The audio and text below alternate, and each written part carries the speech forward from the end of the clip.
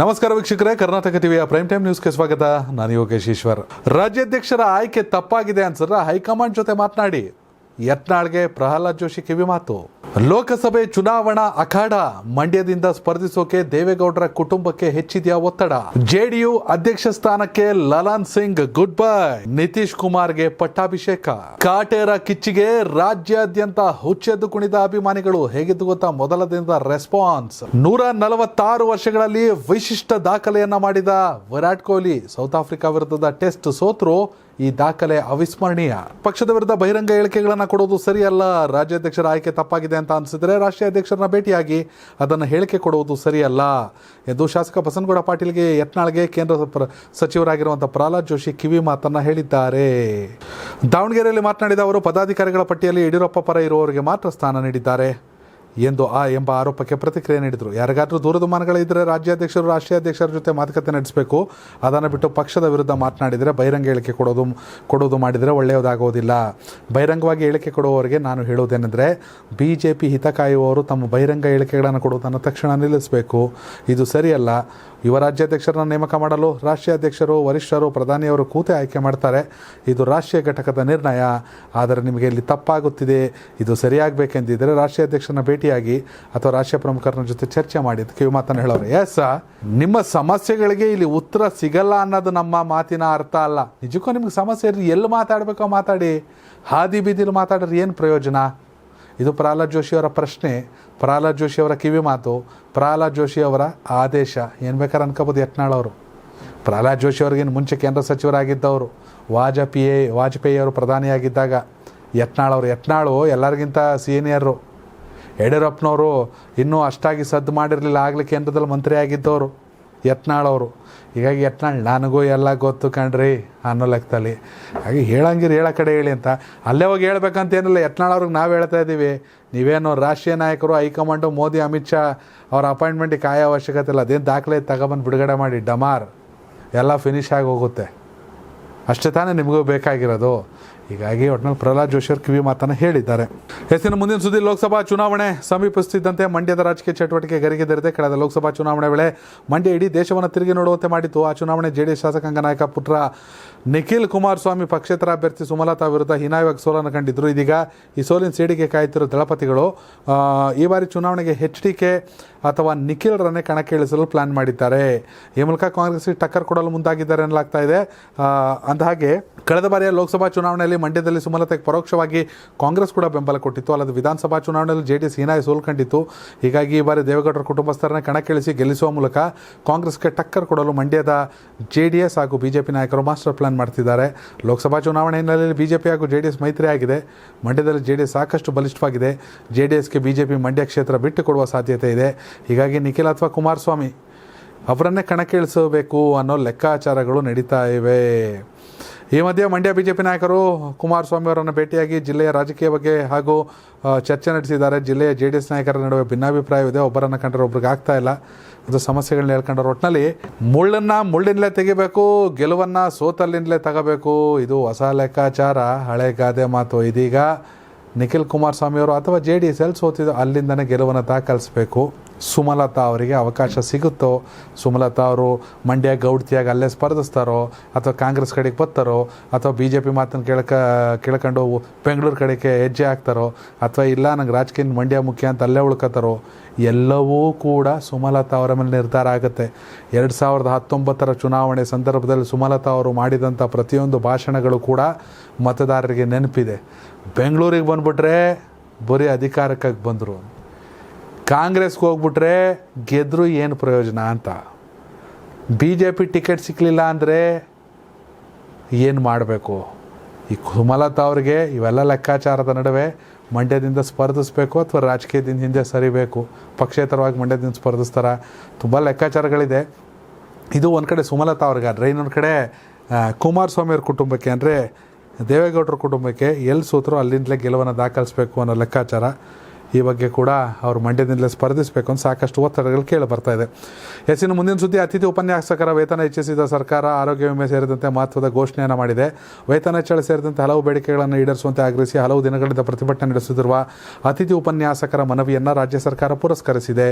ಈ ಕುರಿತು ಮಾತನಾಡಿದ ಉನ್ನತ ಶಿಕ್ಷಣ ಸಚಿವ ಡಾಕ್ಟರ್ MC ಸುಧಾಕರ್, ಅತಿಥಿ ಉಪನ್ಯಾಸಕರ ವೇತನವನ್ನು 5,000 ರೂಪಾಯಿಗೆ ಹೆಚ್ಚಳಕ್ಕೆ ರಾಜ್ಯ ಸರ್ಕಾರ ನಿರ್ಧರಿಸಿದೆ. ಅತಿಥಿ ಉಪನ್ಯಾಸಕರ ವೇತನ ಹೆಚ್ಚಳ, ಆರೋಗ್ಯ ವಿಮೆ ಸೇರಿದಂತೆ ಮಹತ್ವದ ಘೋಷಣೆಗಳನ್ನ ಮಾಡಿದ್ದಾರೆ. ನಾವು ಅತಿಥಿ ಉಪನ್ಯಾಸಕರ ಸಮಸ್ಯೆಗಳನ್ನು ಆಲಿಸಿದ್ದೇವೆ. ಕೆಲವು ಬೇಡಿಕೆಗಳು ನಮ್ಮ ಮುಂದೆ ಇಟ್ಟಿದ್ದಾರೆ. ಸೇವೆ ಕಾಯಂ ಅವರ ಪ್ರಮುಖ ಬೇಡಿಕೆಯಾಗಿದೆ. ಅತಿಥಿ ಉಪನ್ಯಾಸಕರಿಗೆ ತಿಂಗಳಿಗೆ 1 ದಿನ ವೇತನ ಸಹಿತ ರಜೆ ನೀಡಲಾಗುವುದು. ಅತಿಥಿ ಉಪನ್ಯಾಸಕರನ್ನು ಗೌರವದಿಂದ ನಡೆಸಿಕೊಳ್ಳುವಂತೆ ಸೂಚನೆ ನೀಡಲಾಗಿದೆ. ವರ್ಕ್ಲೋಡ್ ಬಗ್ಗೆಯೂ ಸೂಚನೆ ನೀಡಲಾಗಿದೆ. 60 ವರ್ಷ ಪೂರೈಸಿದ ಅತಿಥಿ ಉಪನ್ಯಾಸಕರು ನಿವೃತ್ತಿಯಾಗುವಾಗ 5 ಲಕ್ಷ ರೂಪಾಯಿ ಕೊಡೋಕ್ಕೆ ತೀರ್ಮಾನ ಮಾಡಲಾಗಿದೆ. ಅತಿಥಿ ಉಪನ್ಯಾಸಕರಿಗೆ ಆರೋಗ್ಯ ವಿಮೆ ನೀಡಲಾಗುವುದು. ಸಹಾಯಕ ಉಪನ್ಯಾಸಕರ ನೇಮಕಾತಿ ಸಂದರ್ಭದಲ್ಲಿ 5 ವರ್ಷ ಮೇಲ್ಪಟ್ಟು ಸೇವೆ ಸಲ್ಲಿಸಿದ ಅತಿಥಿ ಉಪನ್ಯಾಸಕರನ್ನು ಪರಿಗಣಿಸ್ತೀವಿ. ಹೊಸದಾಗಿ ನೇಮಕ ಆಗುವವರಿಗೆ ಕೃಪಾಂಕ ನೀಡುವ ಬಗ್ಗೆ ನಿರ್ಧಾರ ಮಾಡಲಾಗುವುದು ಅಂತ ಸಚಿವರು ಹೇಳೋರೆ. ಒಟ್ಟಿನಲ್ಲಿ 5,000 ರೂಪಾಯಿ ಗುಡ್, ಒಳ್ಳೆ ಸ್ಪಂದಿಸಿದ್ದಾರೆ. ಪರ್ಮನೆಂಟ್ ಮಾಡ್ಕೋಬೇಕು, ಬಟ್ ನೋಡೋಣ ಅಂತ ಹೇಳಿದ್ದಾರೆ. ಬಟ್ 5,000 ರೂಪಾಯಿ ವೇತನವನ್ನು ಹೆಚ್ಚಿದ್ದಾರೆ. ಇನ್ನು ಮುಂದಿನ ಸುದ್ದಿ, JDU ಅಧ್ಯಕ್ಷ ಸ್ಥಾನಕ್ಕೆ ಲಲನ್ ಸಿಂಗ್ ರಾಜೀನಾಮೆ ನೀಡಿದ್ದು ನಿತೀಶ್ ಕುಮಾರ್ ಸಾರಥಿಯಾಗಿದ್ದಾರೆ. ಜನತಾದಳ ಯುನೈಟೆಡ್ ಅಧ್ಯಕ್ಷ ಲಲನ್ ಸಿಂಗ್ ಪಕ್ಷದ ಅಧ್ಯಕ್ಷ ಸ್ಥಾನಕ್ಕೆ ರಾಜೀನಾಮೆ ನೀಡಿದ್ದು ನಿತೀಶ್ ಕುಮಾರ್ ಪಕ್ಷದ ಅಧ್ಯಕ್ಷರಾಗಿ ಅಧಿಕಾರ ವಹಿಸಿಕೊಂಡಿದ್ದಾರೆ. ಲೋಕಸಭೆ ಚುನಾವಣೆಗೆ ತಿಂಗಳುಗಳು ಬಾಕಿ ಇರುವಾಗ JDU ಅಧ್ಯಕ್ಷ ಸ್ಥಾನಕ್ಕೆ ಲಲನ್ ಸಿಂಗ್ ರಾಜೀನಾಮೆ ನೀಡಿದ್ದು ಬಿಹಾರ ಮುಖ್ಯಮಂತ್ರಿ ನಿತೀಶ್ ಕುಮಾರ್ ಹೊಸ ಮುಖ್ಯಸ್ಥರಾಗಿ ಅಧಿಕಾರ ವಹಿಸಿಕೊಂಡಿದ್ದಾರೆ.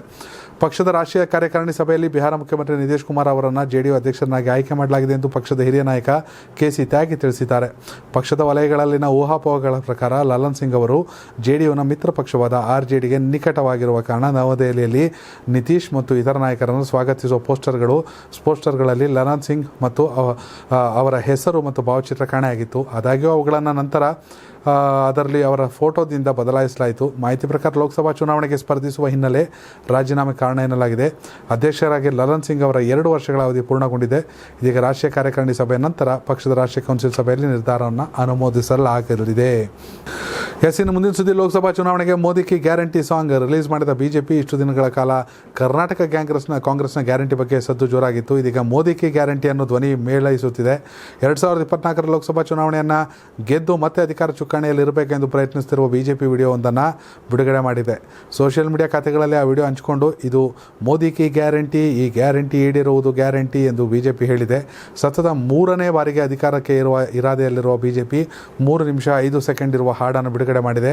ಕಳೆದ 10 ವರ್ಷಗಳಲ್ಲಿ ಮಾಡಿದ ಅಭಿವೃದ್ಧಿ ಕಾರ್ಯಗಳ ಬಗ್ಗೆ ಸಾಂಗ್ ಇದೆ. ಅಯೋಧ್ಯೆ ರಾಮ ಮಂದಿರ, ಜಮ್ಮು ಕಾಶ್ಮೀರದಲ್ಲಿ ಆರ್ಟಿಕಲ್ 370 ರದ್ದತಿ, ಮೂಲಸೌಕರ್ಯಗಳ ಅಭಿವೃದ್ಧಿ, ತ್ರಿವಳಿ ತಲಾಕ್ ರದ್ದತಿ, ವಿವಿಧ ದೇವಾಲಯಗಳ ಭೇಟಿ, ನೂತನ ಸಾಂಗ್ ಸ್ಥಾಪನೆ, ಹೊಸ ಸಂಸತ್ನಲ್ಲಿ ಇಟ್ಟಿರುವ ಶೆಂಗೋಲ್, ವಿದೇಶಗಳಿಗೆ ಭೇಟಿ ನೀಡಿರೋದು, ಜನರೊಂದಿಗೆ ಸಂವಾದಗಳ 10 ವರ್ಷಗಳ ಒಟ್ಟಾರೆ ಹೈಲೈಟ್ಸ್ ವಿಡಿಯೋ, ಎಲ್ಲವನ್ನು ಏನೇನು ಮಾಡವರೆ 10 ವರ್ಷದಲ್ಲಿ ಎಲ್ಲವನ್ನೂ ಇಟ್ಟವರೆ ಮತ್ತು ಹೊಸ ಗ್ಯಾರಂಟಿಗಳು ಏನೇನು ಕೊಡ್ತಾರೆ ಸರ್ಕಾರ ಅಧಿಕಾರಕ್ಕೆ ಬಂದರೆ ಅನ್ನೋದನ್ನು ಹೇಳವ್ರೆ ಅಷ್ಟೇ. ಅವರು ಗ್ಯಾರಂಟಿ, ಇವರು ಗ್ಯಾರಂಟಿ, ಇದು ಮೋದಿ ಕಿ ಗ್ಯಾರಂಟಿ. ಮುಂದಿನ ಸುದ್ದಿ, ಅಯೋಧ್ಯೆ ನೂತನ ಅಂತಾರಾಷ್ಟ್ರೀಯ ವಿಮಾನ ನಿಲ್ದಾಣಕ್ಕೆ ಮಹರ್ಷಿ ವಾಲ್ಮೀಕಿ ಹೆಸರನ್ನು ಇಡಲು ನಿರ್ಧಾರ ಮಾಡಲಾಗಿದೆ. ಡಿಸೆಂಬರ್ 30ರಂದು ಉದ್ಘಾಟನೆ ಆಗಲಿರುವ ಅಯೋಧ್ಯೆ ವಿಮಾನ ನಿಲ್ದಾಣವನ್ನು ಮಹರ್ಷಿ ವಾಲ್ಮೀಕಿ ಅಂತಾರಾಷ್ಟ್ರೀಯ ವಿಮಾನ ನಿಲ್ದಾಣ ಅಯೋಧ್ಯಾಧಾಮ ಎಂದು ಮರುನಾಮಕರಣ ಮಾಡಲಾಗಿದೆ ಎಂದು ಮೂಲಗಳು ತಿಳಿಸಿವೆ. ರಾಮಾಯಣ ಮಹಾಕಾವ್ಯದ ಕರ್ತೃ ಎಂದು ಕೊಂಡಾಡುವ ಪೌರಾಣಿಕ ಕವಿ ವಾಲ್ಮೀಕಿ ಅವರ ಹೆಸರನ್ನು ವಿಮಾನ ನಿಲ್ದಾಣಕ್ಕೆ ಇಡಲು ನಿರ್ಧರಿಸಲಾಗಿದೆ ಎನ್ನಲಾಗಿದೆ. ಈ ವಿಮಾನ ನಿಲ್ದಾಣವನ್ನು ಮೊದಲು ಮರ್ಯಾದಾ ಪುರುಷೋತ್ತಮ ಶ್ರೀರಾಮ ಅಯೋಧ್ಯ ಅಂತಾರಾಷ್ಟ್ರೀಯ ವಿಮಾನ ನಿಲ್ದಾಣ ಎಂದು ಕರೆಯಲಾಗ್ತಿತ್ತು. ಈಗ ಅದನ್ನು ಮಹರ್ಷಿ ವಾಲ್ಮೀಕಿ ಅಂತಾರಾಷ್ಟ್ರೀಯ ವಿಮಾನ ಅಂತ ಕರೆಯಲಾಗುತ್ತೆ.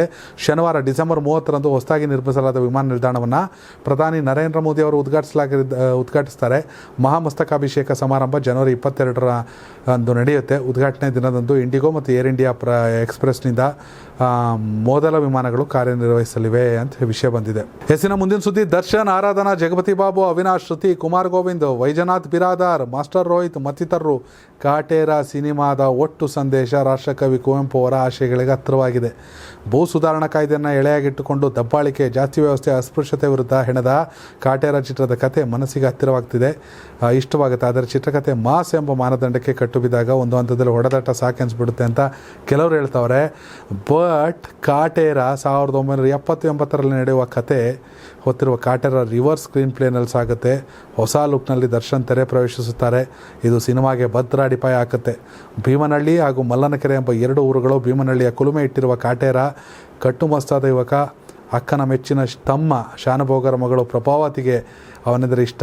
ಹೀಗೆ ಒಂದು ಕಡೆ ಲವ್ ಸ್ಟೋರಿ, ಒಂದು ಕಡೆ ಜಮೀನ್ದಾರರ ದಬ್ಬಾಳಿಕೆ ವಿರುದ್ಧ, ಭೂ ಸುಧಾರಣೆ ವಿರುದ್ಧ ನಡೆಯುವಂಥ ಏನು ಏಜಾದ ಗೆಟಪ್ನಲ್ಲಿ ಜೈಲಿಂದ ಹೊರಗೆ ಬಂದು ಹಿಂಗೆ ಬಸ್ಸಿಂದ ಹೇಳ್ತಾರೆ ದರ್ಶನ್ನು. ಥಿಯೇಟ್ರಲ್ಲಿ ಜನ ಹುಚ್ಚೆದ್ದು ಕುಣಿತಾರೆ. ಭವಿಷ್ಯ ಗೊತ್ತಿಲ್ಲ. ಒಂದಷ್ಟು ಜನ ಸಿನಿಮಾ ವಿಮರ್ಶಕರ ಪ್ರಕಾರ ದರ್ಶನ್ ಅವರ ಕರಿಯರ್ನಲ್ಲಿ ಅತಿ ದೊಡ್ಡ ಮೈಲೇಜನ್ನು ಕೊಡುವಂಥ ಸಿನಿಮಾ ಅಭಿನಯದಲ್ಲಿ ಅಂತ ಹೇಳೋರೆ. ಎಸ್, ನನ್ನ ಪ್ರೀತಿಯ ರಾಮು ಈ ಥರ ಸಿನಿಮಾಗಳಲ್ಲಿ ವಿಭಿನ್ನ ಪಾತ್ರಗಳಲ್ಲಿ ಅಭಿನಯಿಸಿದರು. ಆದರೆ ಕಟೇರ ನಿಜಕ್ಕೂ ಕೂಡ ಅಭಿಮಾನಿಗಳನ್ನು ತನ್ನತ್ತ ಸೆಳೀತಾ ಇದೆ. ಯಾಕಪ್ಪ ರಿಲೀಸ್ಗೂ ಮೊದಲೇ 300ಕ್ಕೂ ಹೆಚ್ಚು ಶೋ ಬುಕ್ ಆಗಿತ್ತು, ಅದಕ್ಕೆ ಯಾವ ರೀತಿ ನ್ಯಾಯ ಒದಗಿಸೋರೆ ಅನ್ನೋದು ಸಿನಿಮಾದಲ್ಲಿ ಗೊತ್ತಾಗುತ್ತೆ. ದಯವಿಟ್ಟು ಇದು ಇನ್ನೂ ಆರಂಭ. ಮತ್ತು ಶನಿವಾರ ಮತ್ತು ಭಾನುವಾರ ವೀಕೆಂಡ್ ಕಾಟೇರವನ್ನು ಎಲ್ಲರೂ ಕೂಡ ಕಣ್ ತುಂಬ ಕೇಳಬೇಕು. ನಿಜಕ್ಕೂ ಕೂಡ ಒಳ್ಳೆ ರಿವ್ಯೂ ಬರ್ತಾ ಇದೆ. ಆಫ್ಟರ್ ಲಾಂಗ್ ಟೈಮ್ ಒಳ್ಳೆ ಕಮರ್ಷಿಯಲ್ ಮೂವಿ, ಸಾಕಷ್ಟು ಸೋಷಿಯಲ್ ಕನ್ಸರ್ನ್ ಮತ್ತು ಮೆಸೇಜ್ ಇರುವ ಮೂವಿ ಅಂತ. ಹೆಸ್ಸಿನ ಮುಂದಿನ ಸುದ್ದಿ, 146 ವರ್ಷಗಳ ಕ್ರಿಕೆಟ್ ಇತಿಹಾಸದಲ್ಲಿ ಇದೇ ಮೊದಲ ಬಾರಿಗೆ ಟೀಮ್ ಇಂಡಿಯಾದ ಮಾಜಿ ನಾಯಕ ವಿರಾಟ್ ಕೊಹ್ಲಿ ವಿಶಿಷ್ಟ ದಾಖಲೆಯನ್ನು ಬರೆದಿದ್ದಾರೆ. ದಕ್ಷಿಣ ಆಫ್ರಿಕಾ ವಿರುದ್ಧದ ಸೆಂಚುರಿಯನ್ನಲ್ಲಿ ನಡೆದ ಮೊದಲ ಟೆಸ್ಟ್ ಪಂದ್ಯದಲ್ಲಿ ಭಾರತ ತಂಡ ಇನ್ನಿಂಗ್ಸ್ ಹಾಗೂ 32 ರನ್ಗಳ ಅಂತರದಿಂದ ಸೋತಿರಬಹುದು. ಆದರೆ ಅಂತಾರಾಷ್ಟ್ರೀಯ ಕ್ರಿಕೆಟ್ನಲ್ಲಿ 7 ಕ್ಯಾಲೆಂಡರ್ ವರ್ಷಗಳಲ್ಲಿ 2000ಕ್ಕೂ ಹೆಚ್ಚು ರನ್ ಗಳಿಸಿದ ವಿಶೇಷ ದಾಖಲೆಯನ್ನು ಕೊಹ್ಲಿ ಬರೆದಿದ್ದಾರೆ. ಈ ಪಟ್ಟಿಯಲ್ಲಿ ಶ್ರೀಲಂಕಾದ ಮಾಜಿ ನಾಯಕ ಕುಮಾರ್ ಸಂಗಕ್ಕರ ದಾಖಲೆಯನ್ನು ಕೊಹ್ಲಿ ಮುರಿದಿದ್ದಾರೆ. ದಕ್ಷಿಣ ಆಫ್ರಿಕಾ ವಿರುದ್ಧ ನಡೆದ ಮೊದಲ ಟೆಸ್ಟ್ ಪಂದ್ಯದ ದ್ವಿತೀಯ ಇನ್ನಿಂಗ್ಸ್ನಲ್ಲಿ ವಿರಾಟ್ ಕೊಹ್ಲಿ 76 ರನ್ಗಳ ಏಕಾಂಕಿ ಹೋರಾಟ ನೀಡಿದರು. ಕ್ಯಾಲೆಂಡರ್ ವರ್ಷದಲ್ಲಿ ವಿರಾಟ್ ಕೊಹ್ಲಿ ಸಾಧನೆ 2000ಕ್ಕೂ ಹೆಚ್ಚು ರನ್ನು. 2012ರಲ್ಲಿ 2186, 2014ರಲ್ಲಿ 2286,